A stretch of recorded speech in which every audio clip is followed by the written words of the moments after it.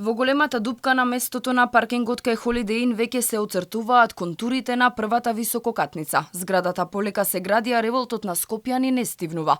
Граѓаните велат дека метрополата е натрупана со згради. Наместо облакодери сакаат зеленило. И во градбата, највише во градежништвото, постои мафија. Во Скопје посебно. Значи, независно од мислењето, од притисокот, од мислењето на граѓаните, мафијата си ја тера работата. Многу згради, многу направено, што е тоа?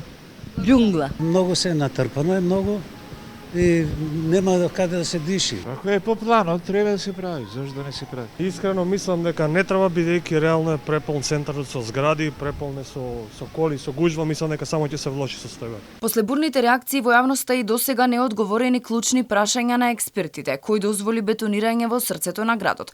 Во ноември минатата година бизнисменот Зоран Антик и МПЦ преку заедничка фирма започна со изградба на еден од објектите. Барање за референдум, аларм од антикорупцијска заможен криминал, критики од архитекти и планери, сомнежи за злоупотреба на службената положба на претходни градоначалници на општина Центар. Ова се само дел од преписките кои му претходеа на градењето на висококатниците на паркингот наспроти ГТЦ.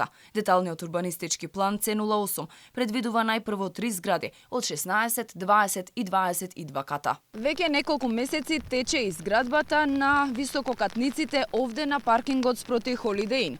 Проектот предизвика низа реакции, позитивни и негативни, од стручната фела, но и македонската јавност. Овде би требало да се изградат околу 400 станови, каде би живееле до 1300 луѓе. Темата за висококатниците кај Holiday Inn се актуелизираше во април минатата година. Известно време откако Уставниот суд го укина мораториумот на деталниот урбанистички план, донесен од 2012 година, кој според реакциите не бил во согласност со генералниот. Тогаш антикорупцијска поднесе и пријава до јавно обвинителство поради сомнеж за злоупотреба на службена положба на поранешни градоначалници. Во целиот тој период експерти, но и дел од советниците на град Скопје бараа за судбината на оваа парцела граѓаните да одлучат на референдум, но тогашните градоначалници на Скопје и општина Центар, Шилегов и Богдановик, сметаа дека немало законска основа за такво нешто, иако законот е јасен дека може да се распише референдум во такви услови. Општина Центар минатата година изготви и елаборат за суспензија на планот согласно ингеренциите на поранешниот градоначалник Саша Богдановик,